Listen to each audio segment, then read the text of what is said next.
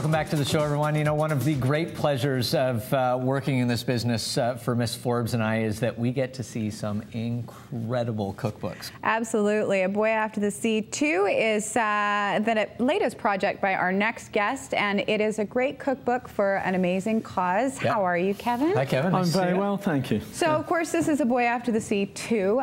Some people might be familiar with the project that you started with the first book, but give us the overview. What is it all about? Well, the overview was the first book I did about 18 months ago.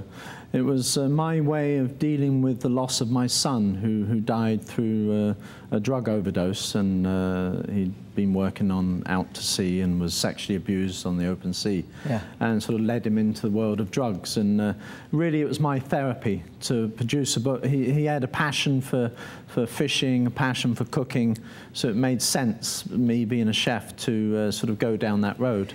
And the accolades that were received from Boy After the Sea, how nice was that? I mean, when you're working from a place where you're really sort of doing something for your own purpose, your own reason, but then to have it resonate with people must have been very satisfying for you. Well, it brought tears to my eyes, I assure you. It was overwhelming support, and like I said, I've got the best in the world at the Gourmand Paris event for best fish and seafood cookbook, so I mean, hallelujah. Well, but it's all, you know, for me, it's all going to help benefit the charity and help. And tell us about the charity. What a great way to remember your son and also help out other people that might be in a similar position to him. Maybe you can tell us about the charity. Yeah, the charity is called the Dan Snook Trust Foundation, obviously after my son.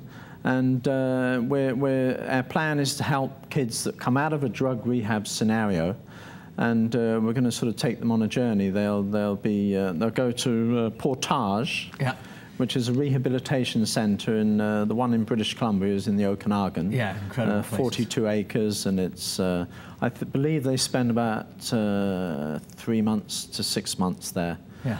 And then we're going to set up a bursary, so should they decide to go into culinary college, which is the avenue we're going, they would go into college, and then further into that they would take on a mentorship.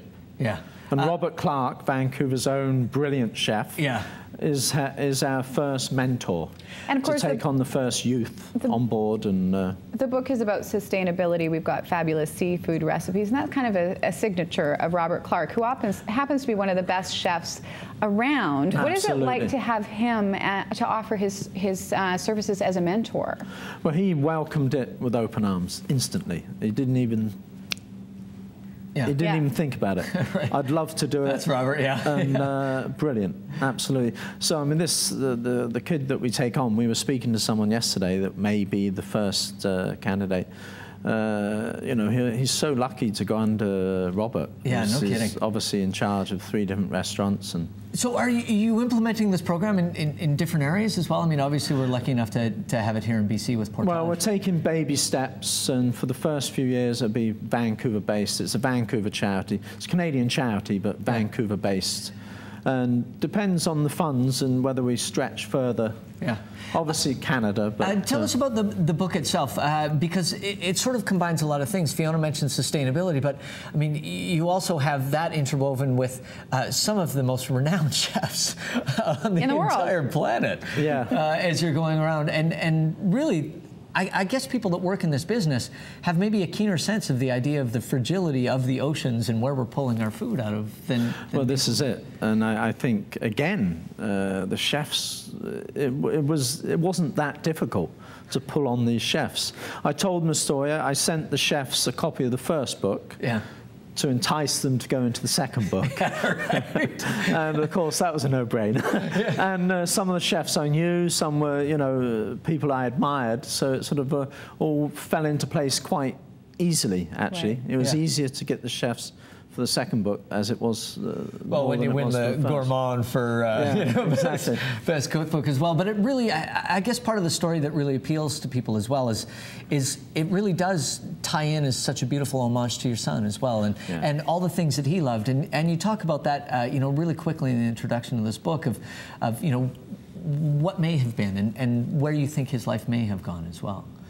Well, to sum him up, he was a free spirit, and you know, he loved the outdoors, he loved animals, he loved, you know, I mean, it's fishing, cooking, it all fits in, you know, all fits into place, you know.